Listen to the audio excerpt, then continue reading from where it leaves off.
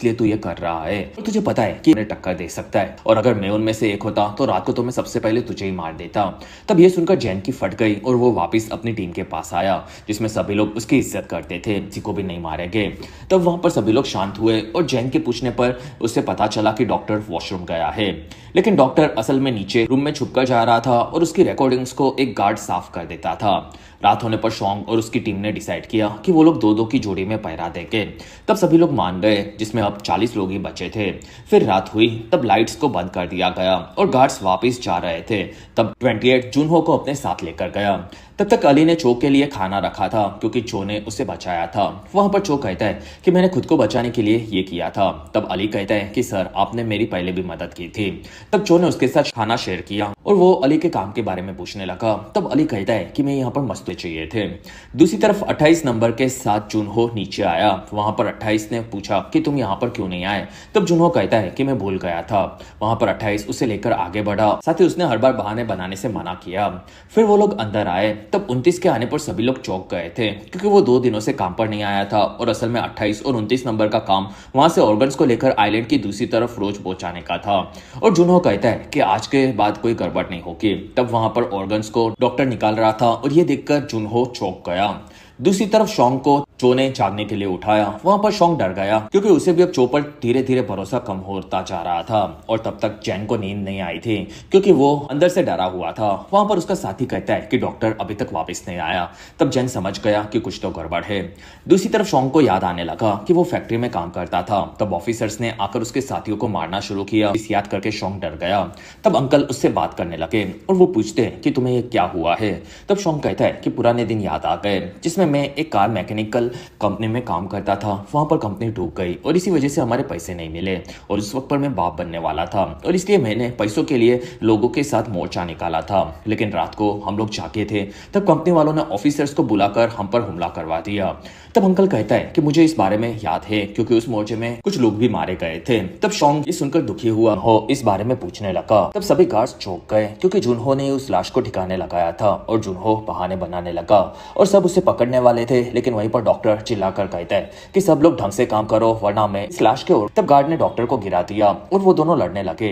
वहीं पर डॉक्टर ने एक गार्ड को मार दिया। फिर वो दूसरे गार्ड से लड़ने लगा और वो डॉक्टर गार्ड को धक्का देकर भाग गया। तब तक जुनहो ने एक बॉम्ब को देखा। वहां पर 28 नंबर कहता है कि यहाँ से वीआईपी लोग इमरजेंसी में भाग सकते। इसने जुनहो को गन पॉइंट पर ले लिया और वो पूछता है कि तुम कौन हो, क्योंकि वीआईपी के बारे में हम सभी को पता है, साथ ही तुम्हारी आवाज भी बदल गई है, तो अपना मास्क निकालो। तब जुनहो ने अपना मास्क निकाला। वहां पर 28 पूछता है कि तू कौन है, कि अब तू अपना मुंह दिखा।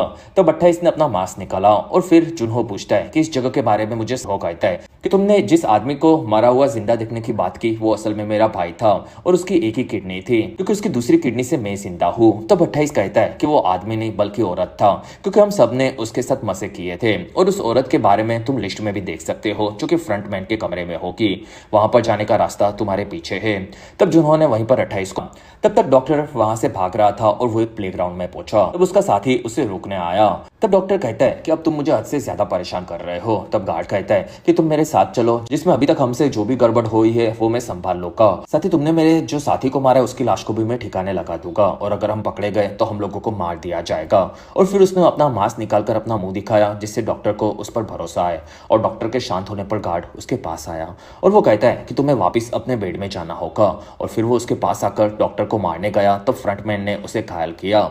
फिर फ्रंटमैन कहता है कि तुम लोग बॉडी को बेचो या फिर कुछ भी करो, मुझे उस चीज से फर्क नहीं पड़ता, लेकिन तुम्हें प्लेयर्स को गेम बताकर दूसरे प्लेयर्स के साथ बेईमानी नहीं करनी चाहिए थी, क्योंकि बाहर की दुनिया में ये लोग बेईमानी से परेशान होकर यहाँ पर आए थे और हम उन्हें यहाँ पर ईमानदारी से जीतने का मौका देना चाहते थे, लेकिन तुमने रूल तोड़ा है। और नीचे फ्रंटमैन ने 28 नंबर की लाश देखी। तब वो कहता है कि और एक आदमी होगा जिसने 28 को मारा है, और फिर उसने 28 को लगी हुई गोली निकाल कर देखी, जो कि पुलिस ऑफिसर की थी। दूसरी तरफ सायरन बचा। तब सभी लोग उठ गए और वहां पर आकर सभी प्लेयर्स को चेक किया गया और उन्हें लेकर गार्ड्स वहां से निकले। तब शॉन्ग ने देखा। तब तक जुनहो रिकॉर्ड रूम में पहुंचा और वहां पर हर साल के गेम के रिकॉर्ड्स थे, और जुनहो को पता चला कि यहाँ पर पिछले 30 सालों से गेम खेली जा रही थी। फिर जुनहो ने उसी साल आने वाले सभी लोगों की लिस्ट देखी, लेकिन उसमें उसके भाई का नाम नहीं था। वहीं पर जुनहो को एक पेपर मिला जिसके अंदर सभी विनर्स का नाम लिखा था, और उनमें से 2016 का विनर जुनहो का भाई इनहो था। तब जुनहो ने 2016 के गेम के रिकॉर्ड्स में अपने भाई के कॉन्ट्रैक्ट को देखा। तब वो उसे देखकर चौंक गया, और इसी के साथ ही बेहतरीन एपिसोड यहीं पर खत्म हुआ।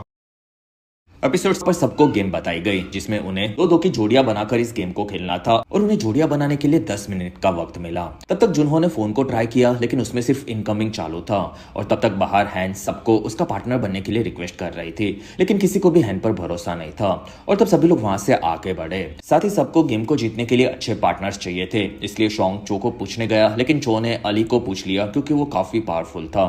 तब शोंग कहता है कि मुझे इस चीज से कोई प्रॉब्लम नहीं है। तब वो दोनों पार्टनर बन गए और बाकी सब ने अपनी जोड़ियां टीम में बना ली थी। तब शोंग ने देखा कि अंकल अकेले थे।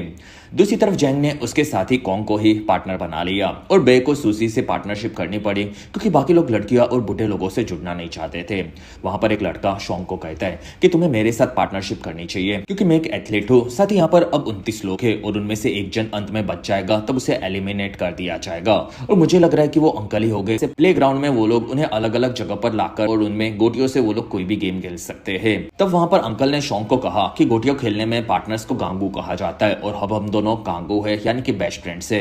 और तब शोंग काफी खुश हुआ और वहां पर उन्हें गार्ड्स ने बताया कि जो भी आदमी अपने साथी की सभी गोटियां जमा कर देगा वो जीत जाएगा और हारने वाले को एलिमिनेट कर दिया जाएगा।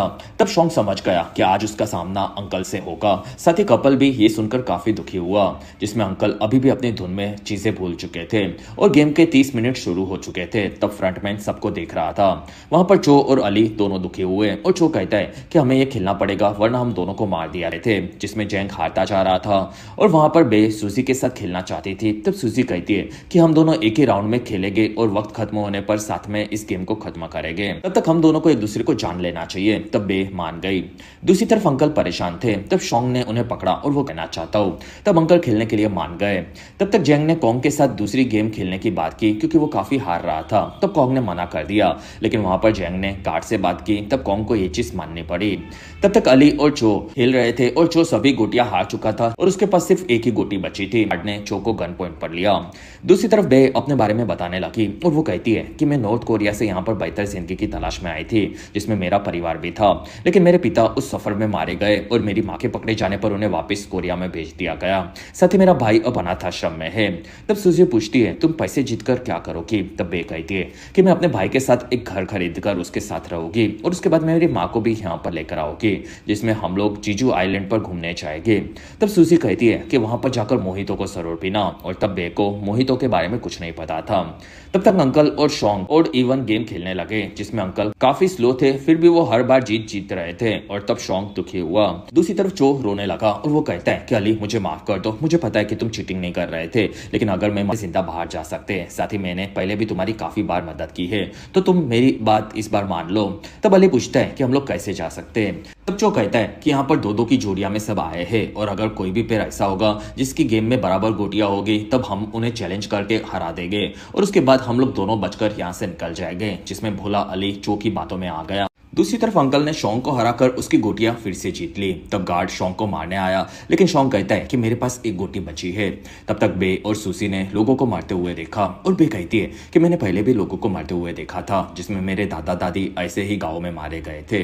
तब सूसी कहती है कि मैंने भी एक लाश देखी थी जो कि मेरे घर पर मेरी माँ की थी और उसे मेरे पिता ने मार दिया था। फिर मैंने अपने पिता को ही मार दिया और उसके बाद मुझे जेल हो गई और मेरे पिता मेरी माँ को काफी ज्यादा मारते थे, साथ ही वो मेरा भी रेप करते थे, इसलिए मैंने उन्हें मार दिया और मैं जेल से निकली। तब एक आदमी मुझे लेने आया था। तब मुझे लगा कि शायद वो मेरे डैड के पैसे लेने के लिए आया होगा लेकिन वो सिर्फ मुझे उनके दोस्त था इसके लिए मिलने आया था और उसके बाद मुझे यहाँ का कार्ड मिला तो मैं यहाँ पर आ गई। दूसरी तरफ शोंग और अंकल खेल रहे थे। वहां पर शोंग ने आखिरी दाव और सिलेक्ट किया लेकिन वो इवन था। तब शोंग गेम हार चुका था लेकिन वहां पर अंकल पूछते कि तुमने क्या। For more exciting movies like this, subscribe to our channel and press the bell icon so you get notifications for all our upcoming videos. Also like, share, and comment to let us know how you like this movie. Thank you.